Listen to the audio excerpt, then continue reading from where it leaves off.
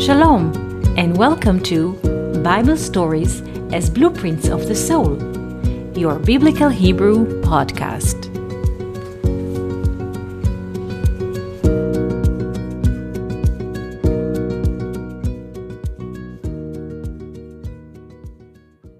Shalom, and welcome to our Biblical Hebrew podcast. Today I wish to speak about Tamar in expanded way and explain in which surrounding she appeared and what is the source of her family, because in Genesis 38 we just meet her, and the lores of the sages, they complete the picture. So let's start with the fact. Tamar was the daughter of a king, ancient king named Melkiztedek. We meet the name Melkiztedek in Genesis 14, verse 18, when Melkiztedek, the king of Shalem, offers to Abram bread and wine after he brings back his nephew Lot from captivity. What is the name Melkizedek? In Hebrew, Melech is a king, and Tzedek is justice. So Melkizedek means the king of justice. The question is, what is Shalem? Shalem in Hebrew, complete. Shalem is the former name of Jerusalem. Again, Shalem is the former name of Jerusalem. So, Melkizedek, the king of justice, is the king of Shalem, is the king of former Jerusalem, and he is the father of Tamar. So Tamar is a princess of Shalem. But who is again Melkizedek? The sages say that Melkizedek refer to Shem, the son of Noach, the son that came from the ark and made the first sacrifice after the flood. So Tamar is the daughter of Shem. In a way, Tamar is the granddaughter of Noach. She is the princess of former Jerusalem.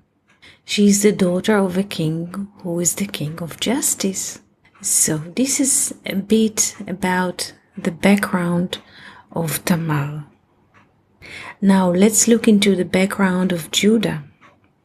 Yehudah is the fourth son of Leah and Jacob.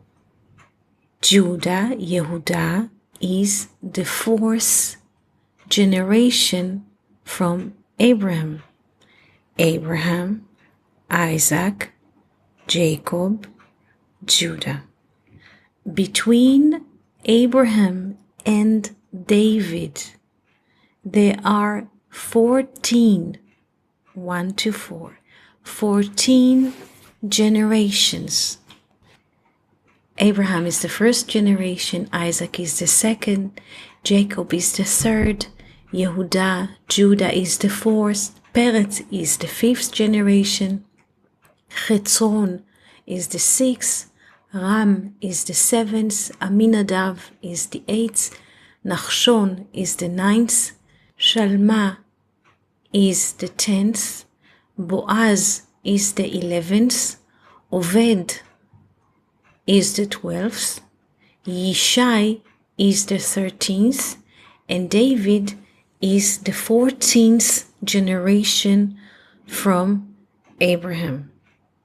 The volume of the word David, which is written in Hebrew in 3 letters, Daled, Vav, Daled. For Daled is 4, Vav is 6, together they make 10, plus another Daled is 14. The volume of the word, the name David, is 14. This is very interesting because David is the 14th generation from Abraham, and the volume of his name is 14. In Hebrew, we don't write numbers, we write letters. So instead of writing 14, we write Yod, which is 10, and Daled, which is 4. Yod and Daled creates the word Yad. Yad is a hand, a palm. So this is interesting that the 14th generation from Abraham has the meaning of also a hand, Yad, also a friend. For Yad and Yad, Yod, Daled, Yod, Daled is Yadid. Yadid is a friend, is a very good friend. So this is regarding to the dynasty that comes from Abraham until David. But let's go back to Judah. Judah is the fourth son of Leah and Jacob. He's also the fourth generation from Abraham. And if we double, we take this number, fourth son of Jacob and fourth generation from Abraham, and we use the mathematical value of double, 4 double 4, 4 generations from Abraham, double 4 son of Jacob and Leah, we have the number 16, and 16 double 10 generations from Judah to David, 16 double 10, 10 generations from Judah to David, we have 160. This is the volume of the word tree in Hebrew, etz. Etz is 160. Another interesting relation we find in the name Yehudah. The name Yehudah is written in 5 letters, Yod, Hey, Vav, Daled, Hey. 2 letters are interesting in this moment, is Yod and Daled, because already the name Yehudah implies over his successor, David, because in the name Yehudah, we find the 2 letters that will be the volume of the name David, Yod and Daled, the Yad, the hand. Another interesting way to look at the name of Tamar is the following. The volume of the name Tamar is 640. For Tav equals 400, Mem is 40, together is 440 plus 200, which is the letter Resh, gives us the volume of 640. Mathematically, this is an interesting number because 8 double 8 is 64.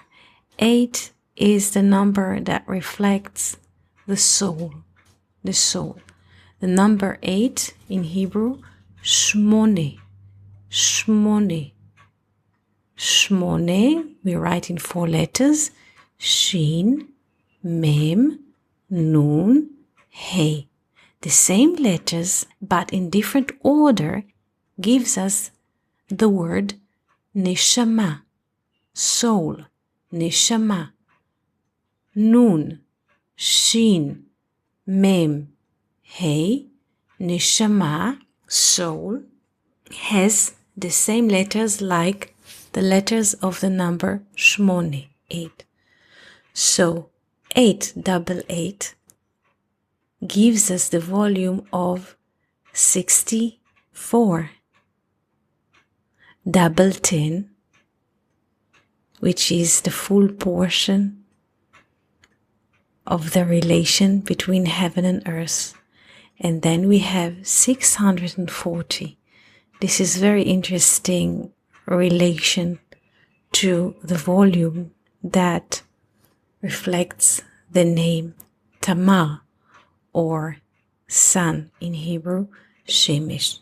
What is interesting in all of this process is to see how the Bible thinks of reality. Is not what human think of reality or how human perceive life on earth. It is very interesting to think as the Bible thinks. And when we gradually adopt this kind of thinking, how the Bible thinks, because the Bible thinks in metaphysics, not in human materialistic perception. Once we adopt this kind of thinking, or we get used to think in those terms, we see the Bible as infinite playground. It's an open code. And this way and this name gives us entry to this name and this happening in the history and so on. It's an open code. Everything is possible. So the tradition way is to look at the Bible as a book of laws and to cut what is forbidden, what is allowed. And this is a very childish way to look at the Bible. I hope we can grow from those childish versions of perceiving life in general. The Bible deals with metaphysics, with an abstract perception, with a spirit dimension. And I hope that while speaking about it in the way the Bible sees itself, we can shift our perspective and look wider at life in general. So thank you for the questions that you write and your comments on YouTube.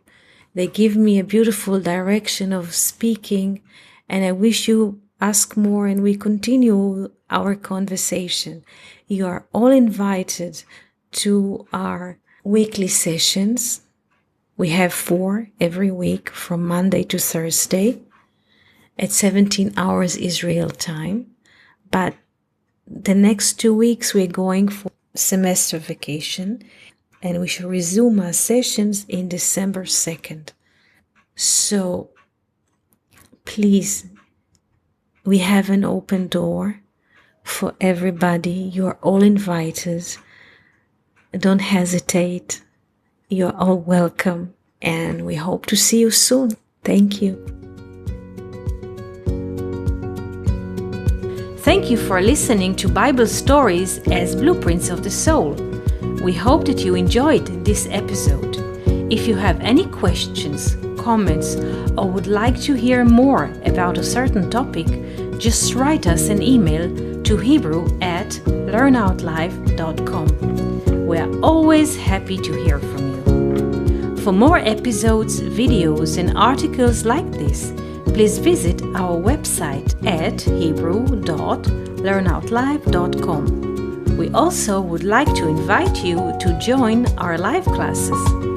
Just search for Online College of Biblical Hebrew on Facebook and start learning now with students from all over the world. Koltuv and Shalom.